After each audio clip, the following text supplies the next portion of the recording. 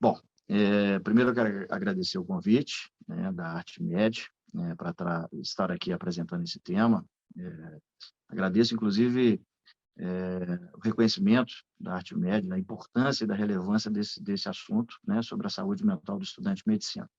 Eu vou trazer algumas informações aqui que me parecem interessantes, né, talvez para chamar a atenção dos colegas, né, dos residentes, daqueles que se interessam e trabalham nessa área do conhecimento, tá? Aqui são meus dados. Meu nome é Marco Túlio de Aquino, sou psiquiatra, atuo aqui em Belo Horizonte, trabalho no núcleo de atenção psicopedagógica estudante da Faculdade de Medicina da UFMG, já há 17 anos, né, e é um trabalho que eu tenho um grande orgulho de participar há alguns anos, tá?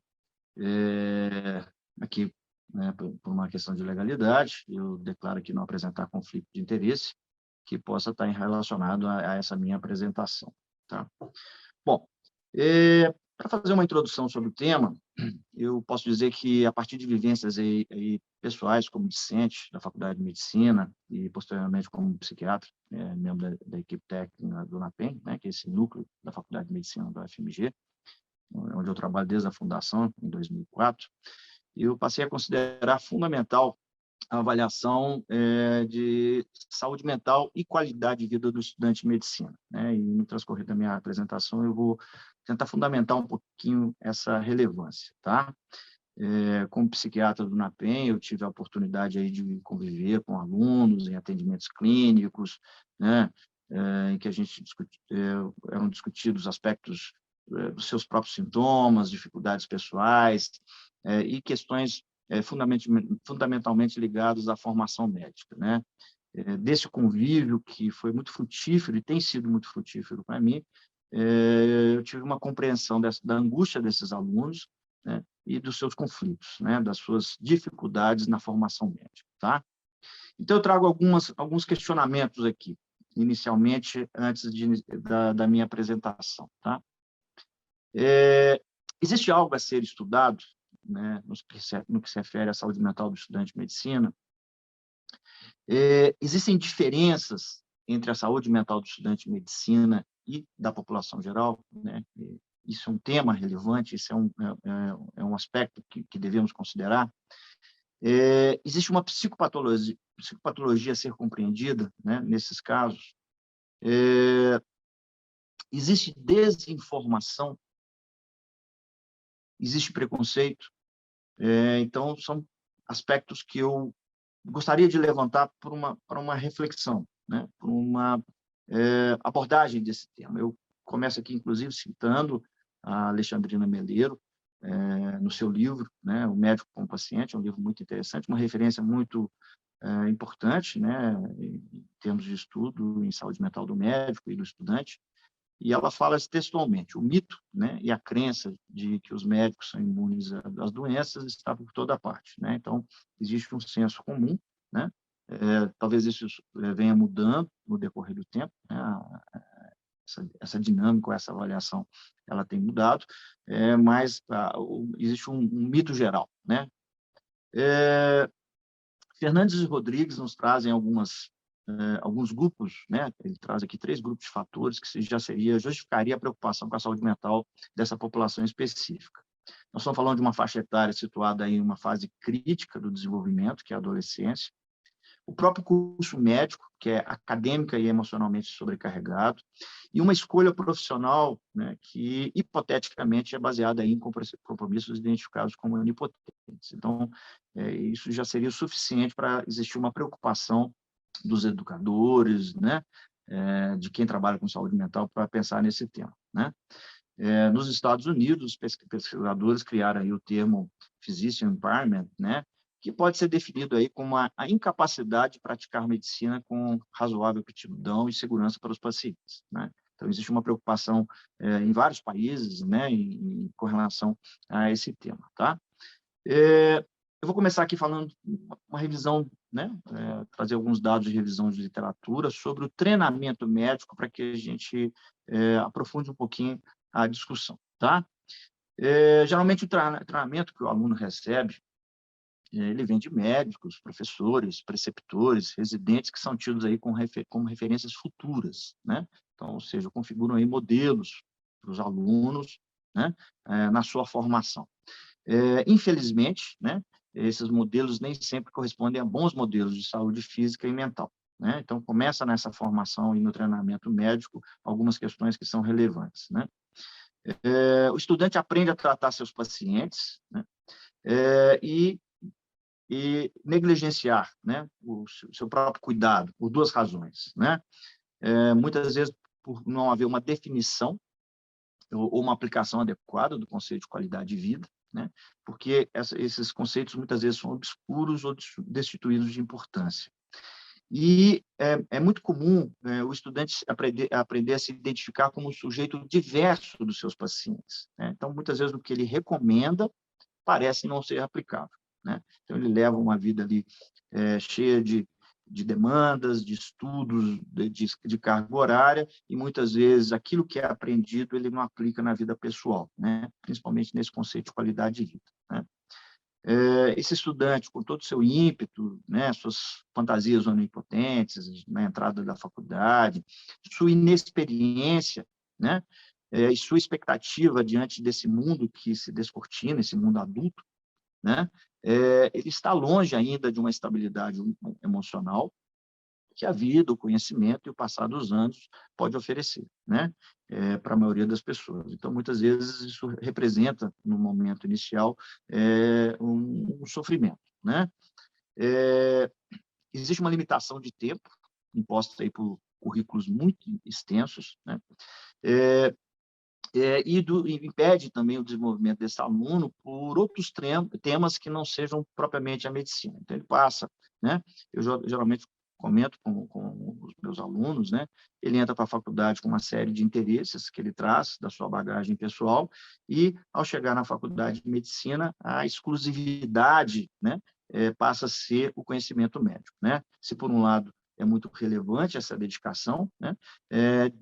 Por outro lado, isso pode bloquear a sua imaginação e criatividade. Então, ele passa a fazer uma formação exclusivamente baseada, né, na sua experiência acadêmica, né? E, após ele ter passado aí por um desgastante exame de seleção, que é o vestibular, né, o primeiro ano de medicina, ele tem ali vamos dizer, uma euforia, né, e que vai permanecer por boa parte desse primeiro ano, né? Então, nesse primeiro momento, o estudante ele se sente bastante valorizado socialmente, né? Ele tem todo ali um ganho social por ter sido aprovado, por estar numa faculdade de medicina, e orgulha-se muito desse seu desempenho, né? Então, essa onipotência toma conta, muitas vezes, e ele passa a ver como natural, né, a sua saída da faculdade sem o menor esforço, né? Os anos subsequentes vão nos mostrar algumas dificuldades, né? O que gera uma negação das dificuldades que surgirão, né, com esse avanço do curso. Podemos dizer, né, que ainda esse impacto do adoecer no estudante de medicina e no jovem médico tem merecido pouca atenção, né? O médico, como um referencial de saúde para a maioria das pessoas, né, por ter ou pensar ter, né, a gente tem muito essa visão, conhecimentos de fisiologia, patologia, etiologia, terapêutica e prognóstico, ele enfrenta o processo de adoecer, né, quando ele acontece em si mesmo, de uma maneira muito diferente da população geral. E podemos considerar, e usualmente é assim, um paciente especial. Ele tem características na sua abordagem, na sua forma de compreensão de qualquer processo patológico ou psicopatológico bastante diverso da população geral, né? Geralmente, esse médico dedicado, ele trata seus pacientes valorosamente, então, o seu processo de aprendizado tem muito né, dessa questão, mas ele ignora, né, com muita frequência, sua dor, seu desconforto, a sua exaustão, né, a carga horária excessiva, os seus plantões, e muitas vezes ele opta por automedicar-se com remédios para doenças autodiagnosticadas. E a gente começa a perceber isso já na faculdade, né, já entre os estudantes, né, que têm contatos com seus pares, com os residentes, com seus preceptores, né, e ele tem um acesso e uma facilidade muito grande para conseguir medicamentos, e muitas vezes é o caminho que ele utiliza, tá? E quando ele admite a sua doença e procura qualquer ajuda profissional, geralmente ele fica envergonhado por isso, né? É como se tivesse falhado, né? Então, existe ali, inclusive, uma resistência muito grande, uma dificuldade muito grande desses alunos chegarem, né, no tratamento médico, tá? Podemos dizer que os esforços, né, das faculdades de medicina na última década para dar assistência psicológica a esse aluno ainda ressoam um pouco, né? Devem ser mais valorizadas pelos próprios alunos e professores, tá? Essa resistência, como eu disse, por parte dos alunos para aceitar essa ajuda, né? E para procurar essa ajuda é muito grande, né? E é muito comum, infelizmente, que professores desvalorizem, né, com comentários pejorativos, o aspecto emocional de pacientes, né? E muitas vezes os alunos se fecham a qualquer abordagem, né? Não é incomum, durante aulas, durante exames, né, que exista algum tipo de comentário, né, ligado aí a preconceitos e estigmas antigos ligados aos transtornos mentais. Então, muitas vezes o aluno se fecha exatamente nesses momentos, tá? E é um contrassenso que estudantes de medicina, né, que aprendam e trabalhem em faculdades consideradas aí as melhores do Brasil, né, as melhores equipes, né, nos melhores hospitais, em geral, não se sensibilizem, né, negligenciando, né, essas equipes que coordenam, né, negligenciando essa saúde mental do estudante, né, principalmente quando se fala dessas referências pejorativas à doença mental, né? Então, isso é um grande tema a ser pensado, né? Então, constitui aí um importante desafio, né, para as instituições de ensino, identificar essas várias fontes de estresse, né, a que os estudantes estão expostos e as suas atividades envolvidas, né, na formação médica, que consistiriam em potenciais fatores de risco para o desenvolvimento de transtornos mentais. Então, é relevante uma reflexão sobre esse tema, tá? Bom, eu fiz um apanhado aqui e nós vamos falar um pouquinho, né, da literatura sobre o estresse do estudante de medicina, né? Vários autores apontam o curso médico como um agente estressor, né? Então, isso não é um tema novo, né? Talvez ele tenha se tornado muito relevante nos últimos anos, mas vários autores vêm trabalhando essa característica, tá?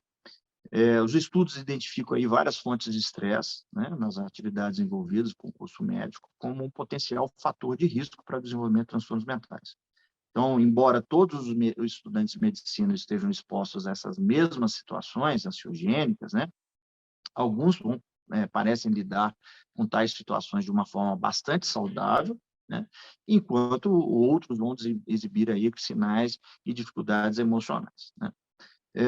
É importante lembrar que os fatores etiológicos mais importantes das doenças psiquiátricas, né, entre estudantes e médicos, evidentemente, são ligados ao histórico psiquiátrico da própria família, né, a característica e a experiência de vida, né, e a personalidade desse indivíduo, quando você compara aos danos ocupacionais, né. Podemos dizer que esses danos ocupacionais, os efeitos desses danos ocupacionais, eles são experienciados indiretamente na perda de rodas sociais de apoio, né, ou na precipitação aí de um complexo de sintomas em indivíduos que são suscetíveis ou vulneráveis, né? Então, esse impacto vai ser maior nesse grupo populacional, né?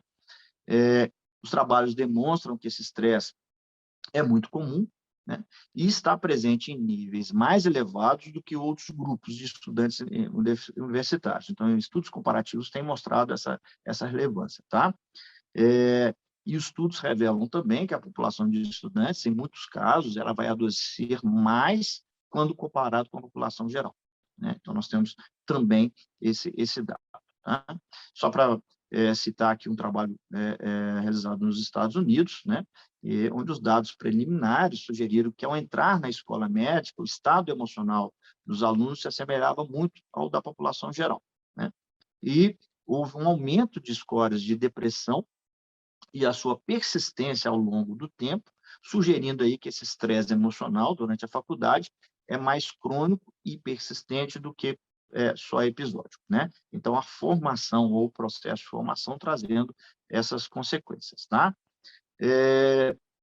Os dados da literatura, então, eles sugerem essa elevada frequência de transtornos mentais, né? E apontam para o crescimento dessa morbidade psicológica durante o curso, tá? Associado aí à exposição a essas várias fontes de estresse envolvidas na própria formação médica, tá? Alguns pontos aqui me parecem relevantes, né?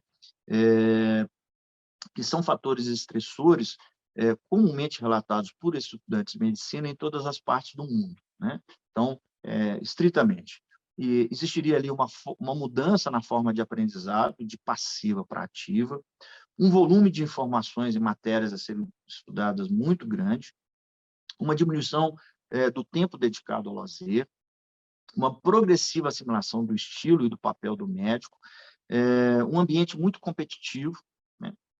O contato com a morte e com as doenças, o medo de falhar, as dificuldades econômicas, né, enfrentadas durante o período de formação, né, a escolha de uma especialização, as dificuldades ligadas a essas escolhas, né, evidentemente, as dificuldades para ingressar no curso de residência médica e o mercado de trabalho médico, né, que cada vez se afunila mais e traz maior impacto, né, para esse jovem indivíduo que está em formação. Tá? O meu trabalho, né, que eu realizei no ano de 2002, né, eu vou apresentar os dados aqui, né, considerando aí a somatória, né, de transtornos apresentados em todos os alunos que eu entrevistei. Vou mostrar aqui na tabela 1, e esse estudo, ele demonstrou, esse estudo eu realizei na Universidade Federal de Minas Gerais, né, e, como eu disse, foi publicado no ano 2012, ele demonstrou aí uma alta frequência de transtornos mentais, né, na minha amostra estudada, né, em comparação com os inventários internacionais, né. É claro que esses dados são válidos apenas para a minha população estudada, mas, como eu vou mostrar posteriormente, ele vai muito de encontro a outros estudos nacionais e internacionais realizados, né, com relação a esses aspectos de prevalência. Tá? Então, aqui só para apresentar os dados, né, eu investiguei transtornos de humor, transtornos de ansiedade, abuso ou dependência de substâncias e outros transtornos. Daqui a pouquinho eu vou falar mais especificamente, né, desses dados apresentados no estudo. Tá? Então, no que se refere a esse trabalho, o número de transtornos psiquiátricos diagnosticados entre os estudantes de medicina, no momento da realização da entrevista, houve uma evidência, né, de maiores taxas em todas as categorias avaliadas. Então, todas as categorias que eu avaliei e comparei com a população geral, então, se vemos dados de maior prevalência entre estudantes, né? Ou seja, a presença de 1, 2, 3 ou mais transtornos foi maior que a prevalência em 30 dias estimada para a população brasileira no último inventário de morbidade psiquiátrica, né, realizado pela OMS. Né? Bom, o burnout, né, vou trazer alguns dados aqui também para a nossa reflexão, né? Pegando o conceito básico aí dos autores, né, seria uma síndrome de exaustão, né, ou despersonalização e baixa realização pessoal com o trabalho, que pode ocorrer em indivíduos que trabalham para pessoas, né, especialmente aqueles que têm algum tipo de problema. Então, lidar com situações em práticas de saúde tem sido reconhecido um fator bastante relevante para o desenvolvimento do burnout, né? O termo pode ser traduzido como aquilo que deixou de funcionar por exaustão de energia, vamos dizer assim, é um fogo que se apaga, né, de alguma maneira, e foi usado aí pelo autor para designar uma resposta dos indivíduos ao estresse ocupacional, né? Essa síndrome atinge principalmente profissionais que atuam na área de saúde, né? E aí a gente engloba todos os profissionais, enfermeiros, fisioterapeutas, médicos, assistentes sociais, né? E caracterizando-se aí podemos dizer, por um estresse, uma reação de estresse, né? Essa síndrome correlaciona-se com insônia, aumento e abuso de álcool e outras drogas, né? Problemas nos relacionamentos, no casamento, na família e nas relações em geral, né? Talvez, né, essa síndrome ela possa oferecer uma explicação para as dificuldades percebidas na relação entre o profissional de saúde e o paciente, né? Dificuldades essas que não vão contribuir para a melhora do paciente. Então, quando o profissional médico começa a ter essa relação, ele usualmente ele costuma ter um sentimento de grande insatisfação com o trabalho, né, que ele começa a referir, né, no seu dia a dia, né? Geralmente, esse profissional ele começa a ter uma dificuldade em lidar com emoções, né, principalmente as emoções dos seus pacientes, e muitas vezes começa a tratar esse paciente, né, de uma forma impessoal e desumanizada, né? Pelo seu sofrimento interno, pelas suas dificuldades internas, ele começa a reproduzir isso no seu dia a dia de trabalho, né? Muitas vezes esse profissional ele começa a utilizar-se de estratégias negativas para enfrentar as situações, distanciando-se dos seus pacientes, passando a encará-los aí com algo totalmente destituído de qualidades humanas. Então, ele faz um afastamento da sua prática, né? Ele, de alguma forma, tem um comportamento que deixa de reconhecer no outro as suas emoções e as suas dificuldades, né?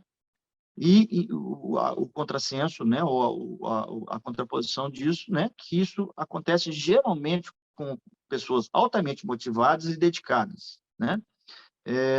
Observando no período da formação desses indivíduos, ou na sua vida profissional, uma queda na sua performance, né, que vai influir fortemente na qualidade dos serviços prestados, né? Então, quando ele desenvolve, no decorrer do tempo, é observado esse decréscimo da sua performance profissional, né? Observa-se, né, que ele é mais acentuado nesses primeiros anos de profissão, mas ele pode acontecer em qualquer fase, né, do trabalho profissional, mas nesse início, provavelmente porque esses profissionais tendem a se sentir mais inseguros em relação aos seus conhecimentos e são mais aí afetados pelas reações dos seus pacientes, né? Muitas vezes por um despreparo, uma imaturidade, né? E muitas vezes eles nutrem falsas expectativas sobre as suas próprias carreiras, né? Então eles começam a fazer esse desafio do dia a dia, né? E o desconforto começa a surgir nesse momento, tá? Então, em relação aos profissionais de saúde, né, e a discussão dos diferentes aspectos ligados à manifestação dessa síndrome, né, com causas, consequências e meios para a prevenção, ela deveria permear os cursos de graduação. Então, nós, professores, nós que atuamos na área de saúde, deveríamos, né, ter realmente uma atenção muito grande sobre esse processo, né, permitindo aos profissionais uma maior compreensão, identificação precoce e prevenção desses problemas, né? E a questão que eu já levantei anteriormente, né? Quando estamos empenhados na arte de prevenir e curar doenças, né? Nem sempre, né, temos aí a nossa noção muito clara do próprio adoecer no trabalho. Então, o profissional de saúde muitas vezes desconsidera, ou aquele núcleo de trabalho desconsidera essa possibilidade, tá?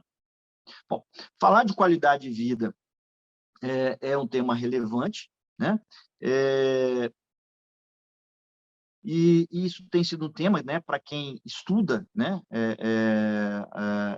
as avaliações em qualidade de assistência à saúde, né? Existe uma preocupação nos últimos anos em estabelecer parâmetros mais amplos, né, para a saúde, qualidade de vida, do que a simples ausência de doença, né? Então, é crescente esse interesse no desenvolvimento de medidas que retratem a qualidade de vida das pessoas, né? A qualidade de vida dos profissionais de saúde como um fator importante para o seu desempenho profissional e acadêmico, né? A OMS, né, a Organização Mundial de Saúde, define qualidade de vida como a percepção do indivíduo quanto à sua posição na vida, no contexto da cultura, no sistema de valores em que vive, em relação aos seus objetivos, expectativas, padrões e preocupações, né? Então, quando o estudante de medicina no curso, né, ele tem um alto grau de indefinição ainda em relação às reais características daquela faculdade. Então, ele vem ali de toda uma visão muito idealizada do próprio curso médico, isso não é só do estudante, isso é da família, isso é da sociedade, né? E ali ele encontra um ambiente muito exigente, muito competitivo, né? Marcado aí por grande volume e pela alta complexidade das informações, né? E por diversos fatores podem levá-lo a uma percepção maior do estresse, tá? Então, esses fatores, né, estão ligados a uma impossibilidade de dominar todo o conhecimento que ele necessita, né? O processo de avaliação excessivamente centrado em aspectos cognitivos, ou seja, né, outras qualidades muitas vezes são menosprezadas ou menos importantes no processo de formação, né? O indivíduo passa a ter uma dificuldade de manter uma vida pessoal satisfatória, né? Então, o seu dia a dia está muito marcado pela carga horária, pelos estudos, né? Então, ele perde alguns aspectos da sua qualidade de vida ou da sua história pessoal de qualidade de vida. E a falta de preparo, muito comumente observada, para o enfrentamento de situações existenciais humanas, né? Como uma perda e a morte, né? Que a gente já começa, né, desde os primeiros anos de medicina a trabalhar, né, como conhecimento e o dia a dia, né? E na medida que evolui o curso, cada vez esse enfrentamento se torna mais presente, né? Os trabalhos demonstram aí que essa insalubridade psicológica, né, que está presente desde a graduação, surge aí em contato com a dor, com o sofrimento, com a intimidade corporal e emocional dos pacientes, os pacientes terminais, né, os pacientes que a gente pode dizer difíceis, né, entre aspas, né, aqueles de difícil manejo, né, as próprias limitações do conhecimento médico e do sistema assistencial, né, tanto público quanto privado, né. Então, esse conjunto de fatores, provavelmente, ele vai refletir aí sobre a saúde, né, afetando frontalmente a qualidade de vida desse indivíduo, né, que está implicada em muitos momentos, eu vou mostrar aqui com alguns dados, com risco maior para uso de drogas lícitas e muitas vezes ilícitas, a depressão, o suicídio, as disfunções conjugais, né, familiares e profissionais entre os estudantes, tá? Embora o profissional de saúde, especificamente o médico, né, seja o profissional responsável aí pela promoção, né, pelas atividades de promoção à saúde de forma ampla e integral, né, incluindo não apenas o aspecto físico, né, mas também esse aspecto psicológico, né, e sua inserção no ambiente em que vive, é sabido, né, isso é fato. Ele muitas vezes não aplica isso em benefício próprio, né? E os estudos mostram isso, né? Quando a gente aborda consumo de álcool, tabagismo no meio médico, né? Quem aplica geralmente não utiliza no seu bem-estar, né? Então, falando da depressão e da ansiedade, eu vou mostrar alguns dados aqui que me parecem muito relevantes e importantes, né? Ao se pensar na formação médica, tá? Nas instituições. Esse estudo aqui me chamou muito a atenção quando eu estava realizando meu trabalho, né? Que é o estudo sobre a justificativa de trancamento de matrícula realizado na Faculdade de Medicina no ano de 2005, né? E ele revelou que a depressão foi a justificativa apresentada para o trancamento de 94,4% dos casos de alunos do quinto período, né? Isso me chamou muito a atenção, eu estava fazendo uma coleta de dados, fazendo a minha revisão bibliográfica, e isso me chamou muito a atenção. Eu procurei o centro de graduação da faculdade, né, o SEGRAD, e peguei, né, junto ao SEGRAD, as informações referentes aos trancamentos de matrícula aí entre os anos de 2007 e 2011. E fiquei mais impressionado ainda, né? Essa porcentagem de alunos que trancaram matrícula, né, com alegação de presença de transtorno mental, ela estava entre 35% em 2007, 47,61% em 2008, né? 47,1% em 2009, 50% em 2010 e 42,1% em 2011. Então, na hora que o aluno vai lá fazer a sua solicitação de trancamento de matrícula, né, a justificativa muito relevante e muito importante, né, para uma reflexão. Houve ainda um caso, né, na época, por trancamento, foi por despacho até da reitoria, por um caso de agressão. Um aluno agrediu outro aluno, um aluno que vinha tendo algumas dificuldades emocionais, e esse caso ainda foi por despacho. Então, em todos os anos, né, o número de trancamentos de matrícula, com alegação de presença de transtornos mentais, foi elevado, correspondendo aí a quase metade dos casos entre os anos de 2008 e 2011. Né? Então, essas justificativas, né, alegando aí presença de transtorno mental, elas merecem muita atenção e estudos futuros, né, poderão contribuir, né, para uma melhor elucidação desses fatores envolvidos nesses trancamentos. Né? Eu acho que para as faculdades, para as instituições, esse dado ele é muito importante. Tá?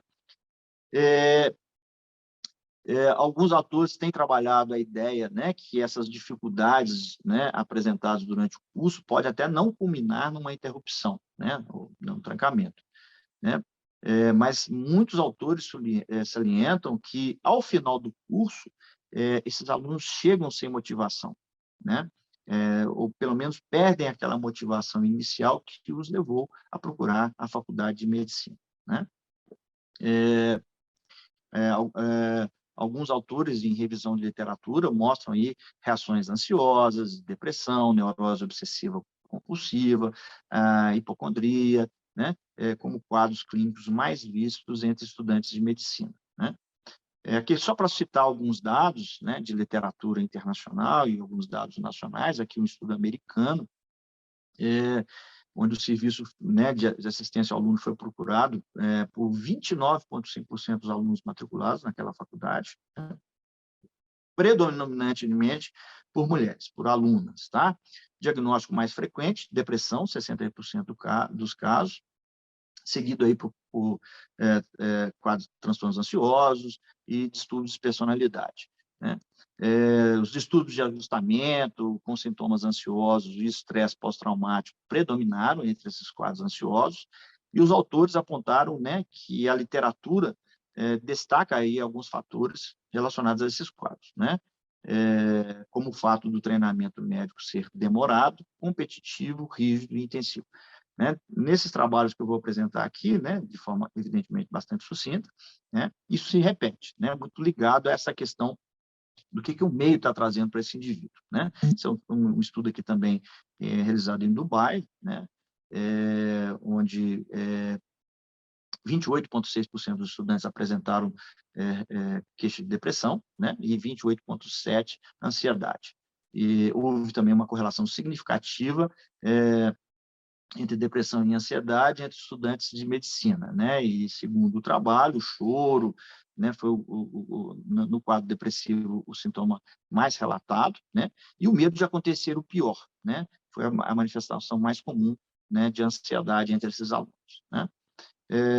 Aqui para trazer, né, para estudos mais nacionais, né, esse estudo aqui realizado na Universidade Federal de Goiás, também dados significativos sobre sintomas depressivos, 26,8%, né? A prevalência desses sintomas depressivos moderados e graves entre os entrevistados foi de 6,9% e 19,9% sintomas mais leves, né? Uma maior prevalência entre as mulheres do que entre os homens, e a conclusão dos autores também, né, foi que a prevalência dos sintomas, né, é superior à média encontrada na população geral, com indicativo que a escola médica possa ser um fator predisponente para tais sintomas, né? Essa correlação desses trabalhos me parece interessante, né? Também um estudo aqui da Universidade Federal de Uberlândia, né? Com 400 acadêmicos avaliados, um N, né, significativo, né? Com predomínio de jovens do sexo feminino, e isso é um tema relevante, né? A gente vê que hoje as faculdades de medicina começam a ter é uma predominância maior do gênero feminino na sua formação, e quando a gente fala de transtornos de ansiedade e depressão, a gente vai ver esse aumento, né, de prevalência. A prevalência nesse estudo de quadros depressivos foi de 79%, né, tendo ali uma variação entre grau leve, moderado e grave, né. Resultados também indicando uma proporção de sintomas depressivos superior à encontrada na literatura, né, referente aos estudantes de medicina. E, novamente, uma conclusão dos autores, que a excessiva carga horária e a ansiedade progressiva com a finalização do curso, merecendo mais atenção no processo de mudança curricular, ou numa reflexão da mudança curricular. Tá? O meu trabalho, né, que eu realizei na UFMG, na Faculdade de Medicina da UFMG, eu analisei uma frequência por gênero, né? E, como os trabalhos anteriores e alguns outros trabalhos comparativos, né, houve um predomínio de transtornos de humor e transtornos de ansiedade, além de outros transtornos entre as mulheres, enquanto que nos homens eu encontrei um predomínio maior de transtornos relacionados ao abuso de substâncias, né? E isso se repete na literatura, tá? Então, aqui só os dados do meu trabalho, né? Então, eu faço um comparativo aí, por categoria diagnóstica e por gênero, né? Então, os transtornos de humor, as mulheres, né, tendo um quadro mais frequente de manifestações, nos transtornos de ansiedade, né? Sendo que os homens superam de forma bastante significativa quando você fala em uso e abuso de substâncias, né? Nesse mesmo trabalho, né, aqui eu faço um comparativo, né, a prevalência para 30 dias com a população brasileira, aqui sem fazer uma distinção de sexo, né, conforme os inventários internacionais, né, e eu vou mostrar aqui na tabela, né, tanto na tabela quanto no gráfico aqui, tá, na minha figura. Você vê que transtornos de ansiedade, né, a proporção muito significativa, uma prevalência muito mais significativa entre estudantes de medicina, nos transtornos de humor, né, e nos transtornos associados ao consumo de substâncias, né? Então, esse comparativo para a população brasileira em 30 dias, né, segundo os dados internacionais.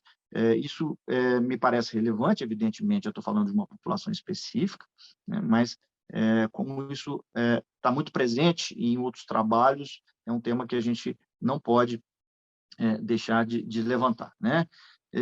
Então, o número de transtornos psiquiátricos diagnosticados em estudantes de medicina, ele se revelou maior, né, que o número psiquiátrico para toda a população geral brasileira, né, conforme os inventários, né, em todos os dados, né? Bom, quando a gente fala de uso de álcool e substâncias psicoativas, né, as pesquisas aí estimam elevado consumo, né, entre estudantes de medicina, apesar desse dedutível conhecimento sobre o efeito negativo dessas substâncias, né? Então, o indivíduo tem pleno acesso às informações e, mesmo assim, né, existe esse elevado consumo. As razões mais alegadas, né, seriam o uso para relaxar, para se sentir bem, para ter bons momentos, estar desperto, né, e aumentar a sua performance escolar. Então, as justificativas presentes, né, nas entrevistas e nos trabalhos, elas são muito ligadas a essa questão. A maior parte dos alunos, alguns trabalhos mostram, né, começou a usar drogas, né, antes do ingresso na escola médica, né, com exceção dos tranquilizantes, que é um dado interessante de alguns trabalhos, né. Então, trabalhos aí mais significativos realizados no Brasil, com N bastante relevante, né, mostraram aí uma prevalência, né, de uso de álcool ao longo da vida, em torno de 82% a 89%, tabaco, cannabis, solventes, tranquilizantes, anfetamina e cocaína, né? Evidentemente, essas drogas ilícitas com uma menor frequência, mas também presentes nos estudos, né?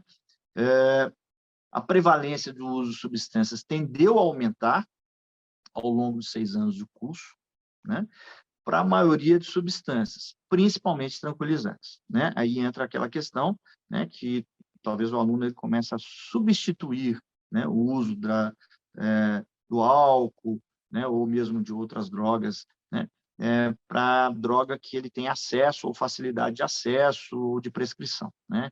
E alguns trabalhos mostram isso.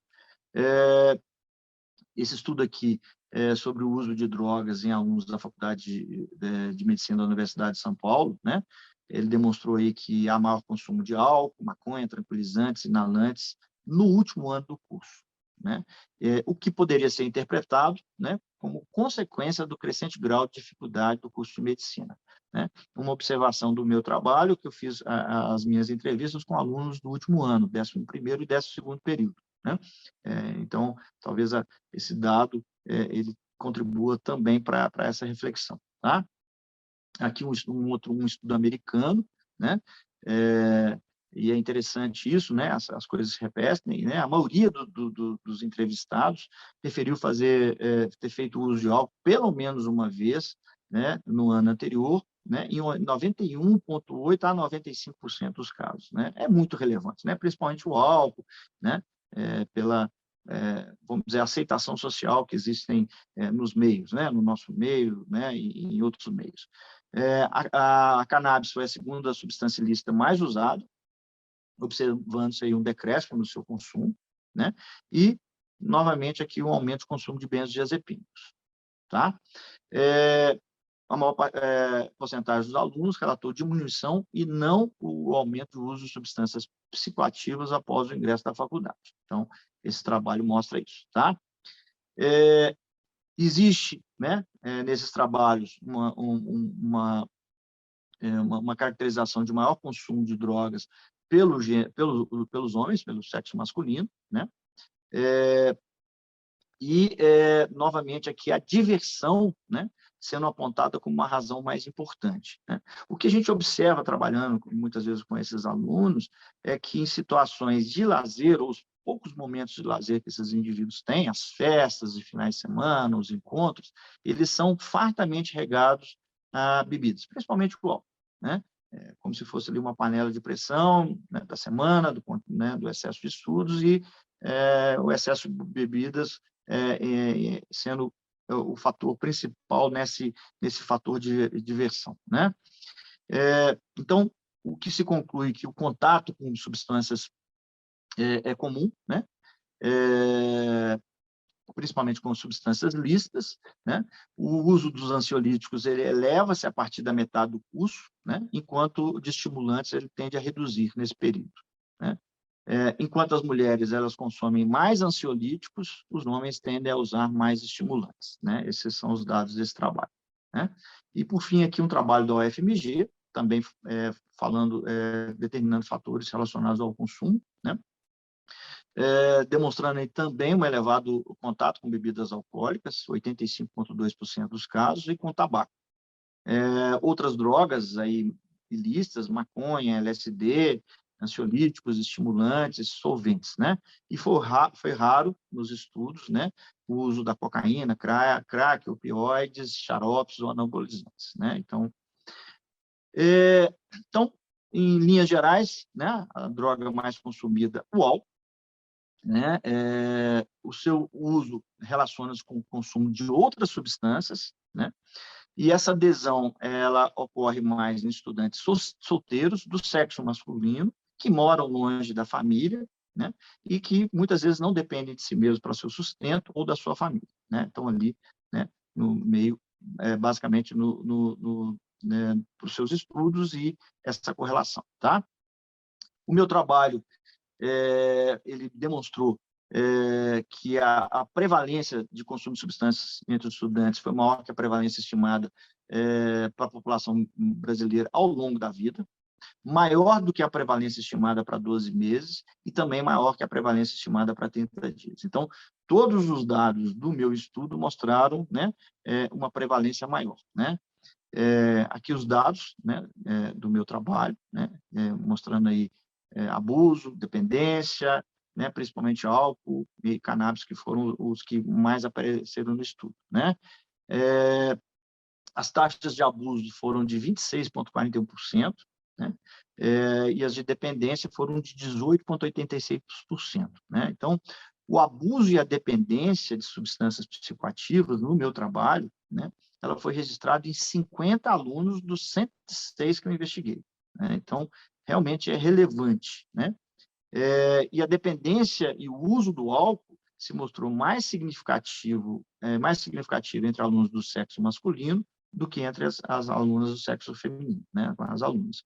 Fato, né, já observado na literatura. Né?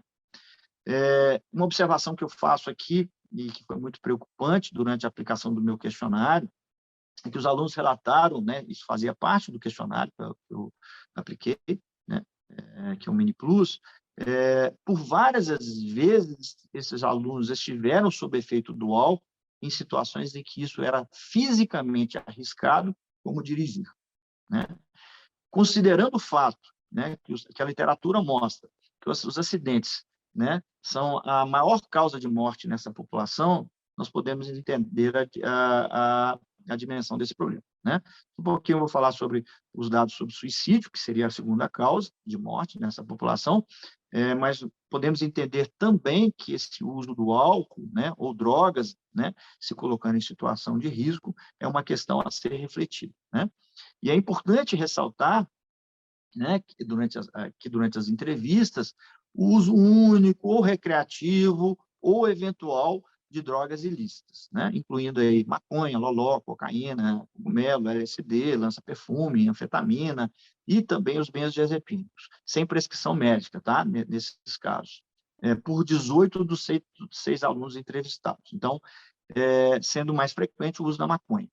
Mesmo não preenchendo critérios diagnósticos, né, esse dado deve ser bem investigado, né, tendo em vista que estamos nos referindo a uma população especial e que tem pleno conhecimento do dano causado pela escolha. Né? Então, é um tema relevante e deve ser melhor investigado. Né?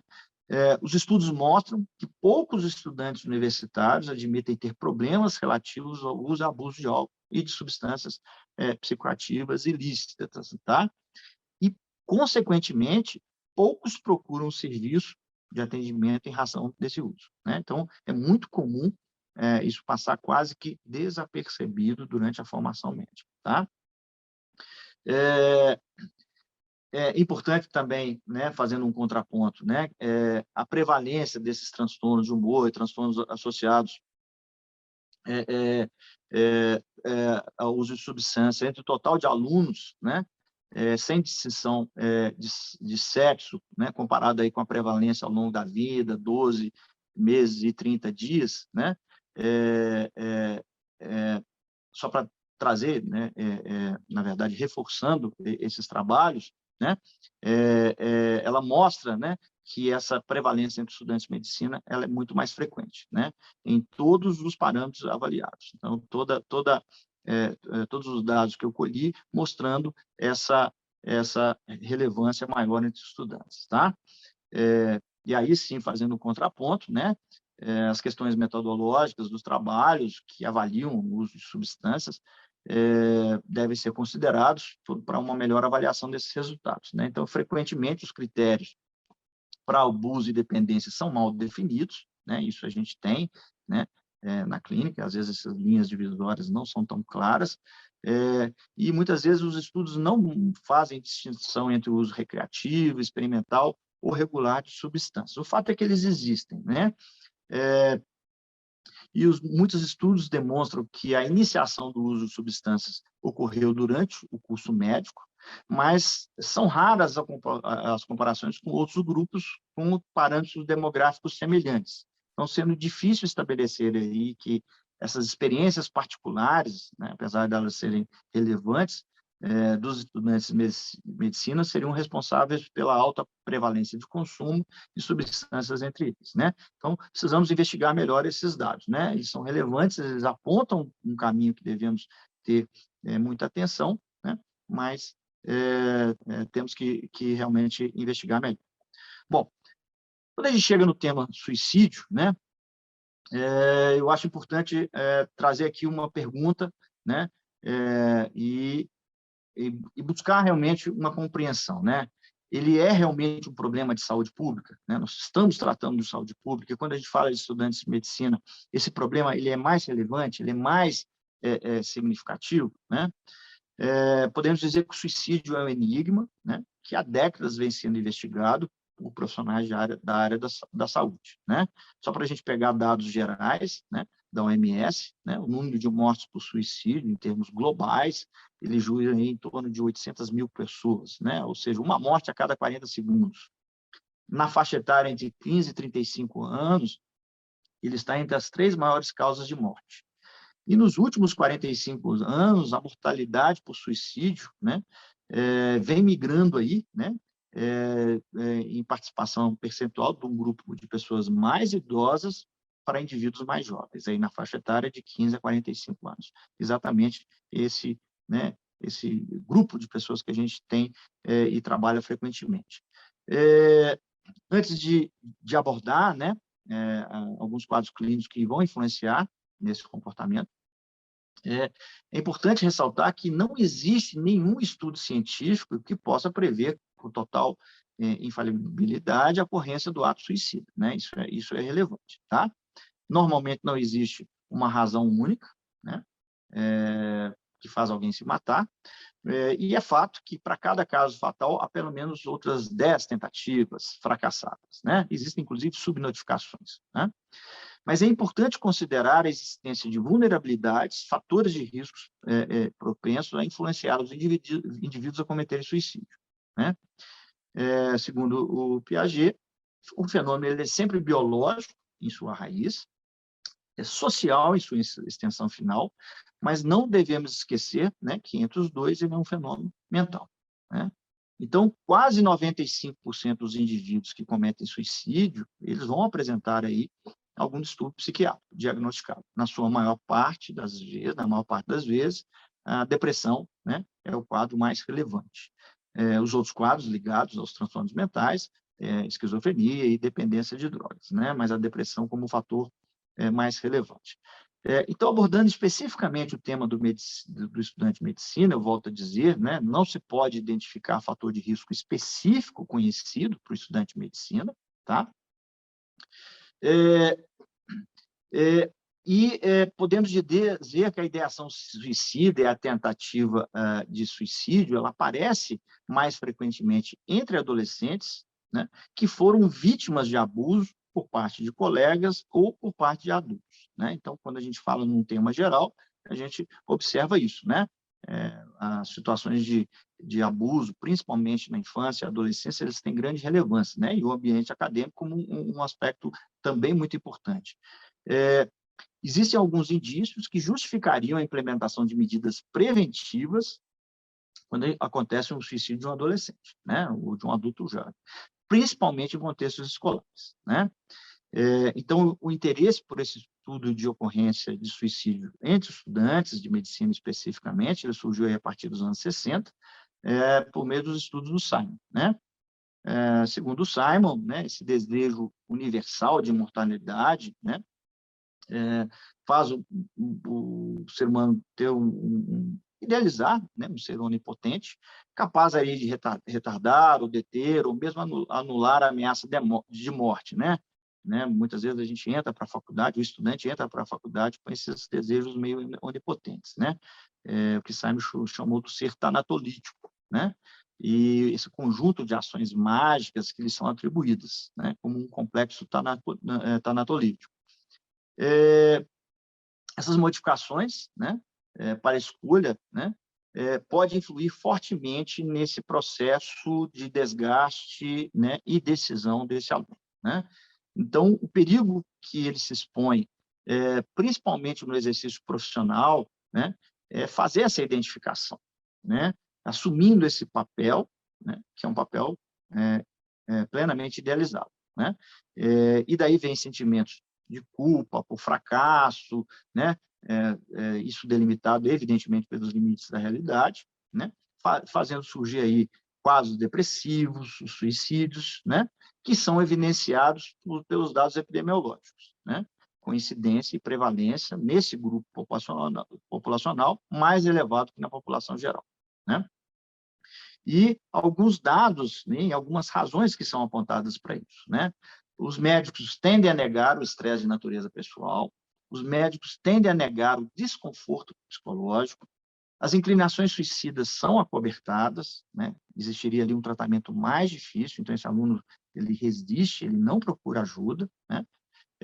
Os médicos elaboram mais frequentemente esquemas defensivos, né? Então eles se fecham a qualquer intervenção terapêutica. Existe muito comumente uma negligência da família e dos próprios colegas, né? Ele é médico, ele é estudante, ele sabe de tudo, ele sabe se cuidar, né? E um dado importante quando a gente fala de suicídio, ele tem o medo de suicídio, ele conhece ao seu alcance, né? E sabe como utilizar, né? Tem métodos eficazes para o seu uso, tá? Existe aqui uma publicação da Associação Médica Americana, que me parece também muito interessante, né, em relação a profissionais de saúde, a médicos que cometem suicídio, né? Existe uma manifestação especial de vulnerabilidade ou experiência de eventos circunstanciais diferentes, né? Recente perda profissional ou pessoal, né? Das de outros médicos. Existe uma tendência a trabalhar mais horas do que outros colegas, né? Então, o profissional, né, normalmente assume muitos plantões, muitas atividades, né? Existe essa tendência do abuso do álcool ou de outras substâncias. Existe maior insatisfação com as suas carreiras, em comparação com outros colegas médicos. Existem alguns sinais de aviso que são importantes, né? Existe desordem mental e emocional mais frequente nesses indivíduos, muitas dificuldades na infância, né? E danos e problemas familiares, né? E, novamente, o maior hábito de automedicação em comparação com outros colegas. Então, esse é um perfil traçado, né, no que se refere ao tema suicídio, né? Então, numa revisão de literatura disponível sobre suicídio, né, foi verificado aí que em toda parte do mundo uma taxa de suicídio maior na população médica, né, comparando-se com a população geral, né?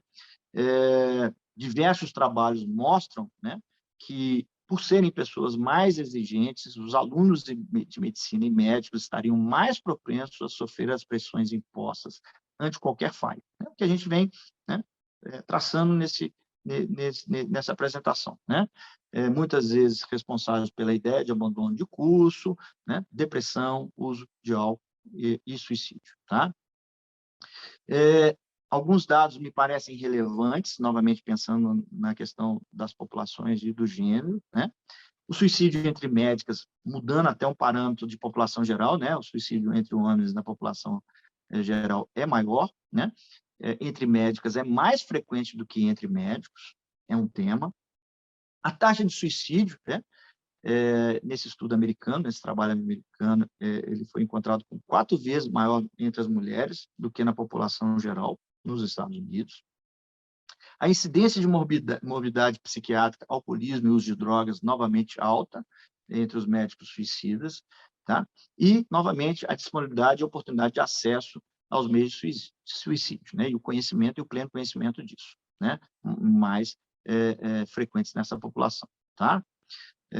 Aqui um dado do Conselho Federal de Medicina, que me parece bastante relevante, né?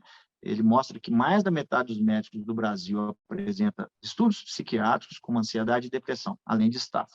Apontou também que 5% dos médicos se sentem sem esperança, infelizes e com pensamentos suicidas, tá? E alguns, aí, novamente o nosso tema, a presença desses fatores estressantes já na formação médica, né? E a sua consequência para a saúde, né, desses estudantes, tá?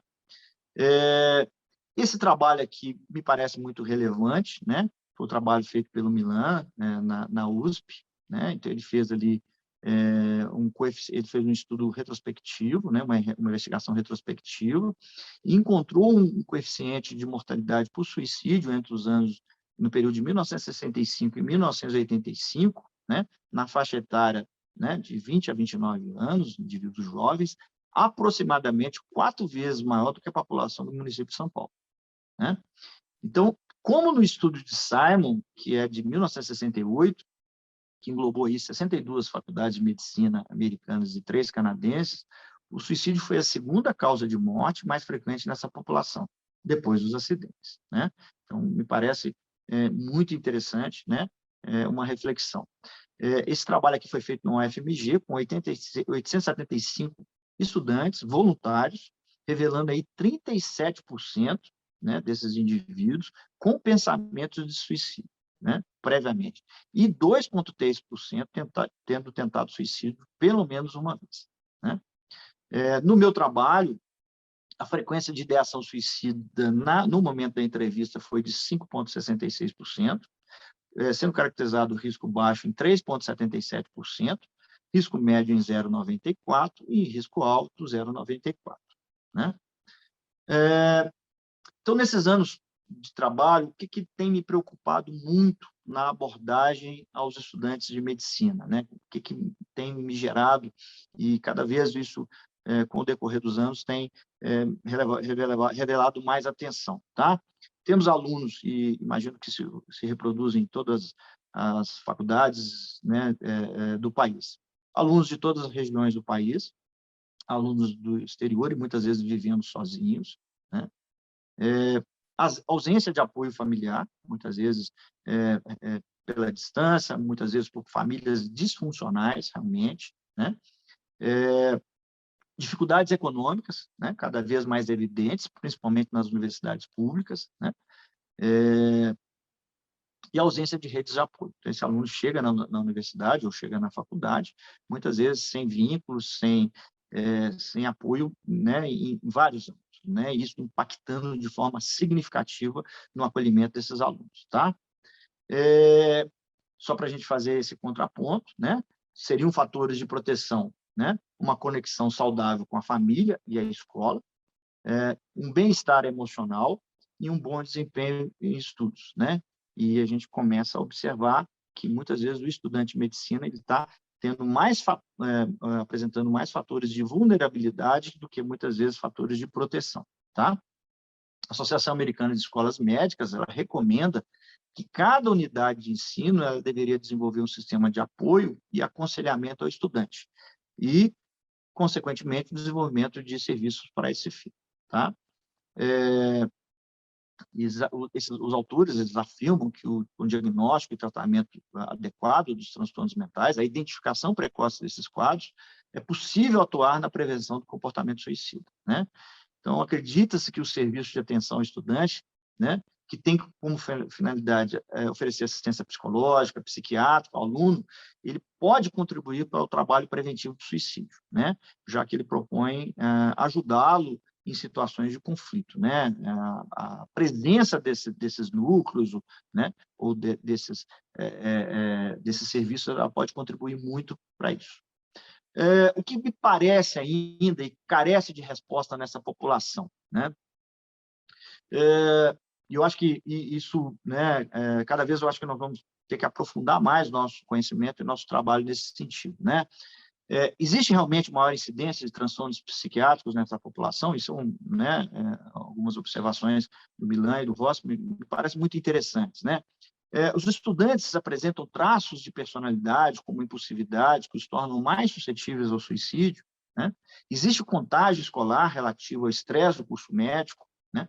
Quais são as implicações dos sentimentos de impotência frente à morte e às doenças? E a pressão social e familiar é maior nesses jovens do que estudantes, né, de outros cursos, né? Então, são temas que, né, tem que ter um aprofundamento, né? E eu completo as perguntas. Existe negligência das instituições? Existe negligência dos professores? Né? Existe resistência dos próprios alunos? Né? Esses são temas que também contribuem. Os preconceitos e estigmas, né?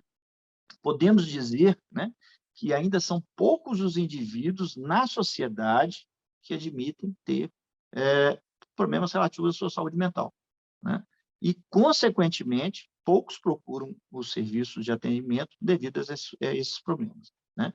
Então, o estigma, o preconceito, né, a visão distorcida dos transtornos mentais, inclusive dentro das academias, ele pode estar causando esse tipo de situação.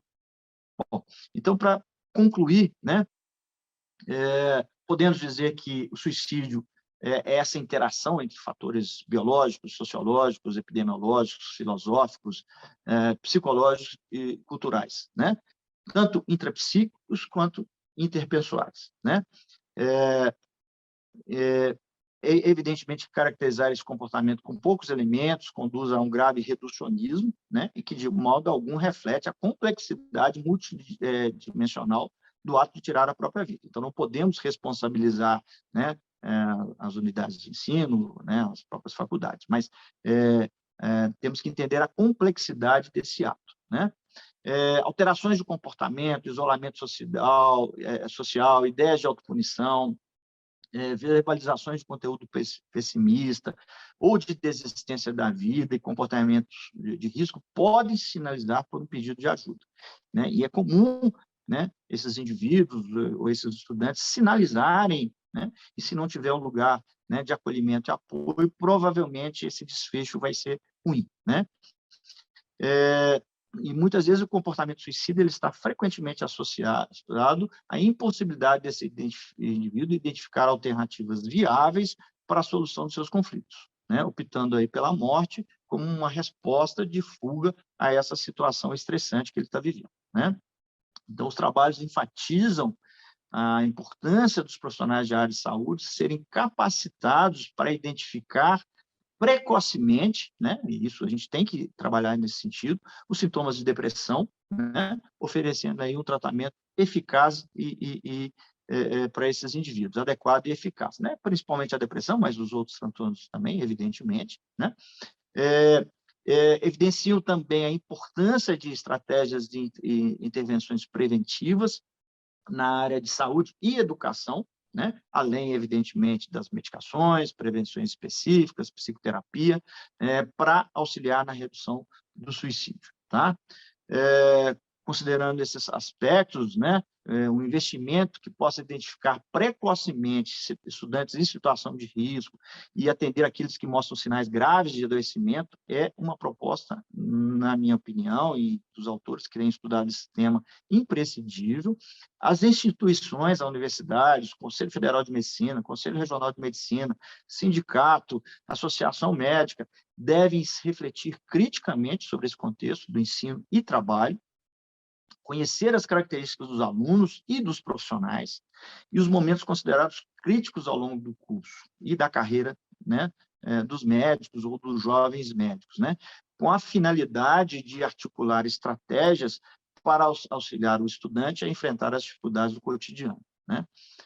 Temos que ter um espaço de reflexão, né, sobre sentimentos, emoções.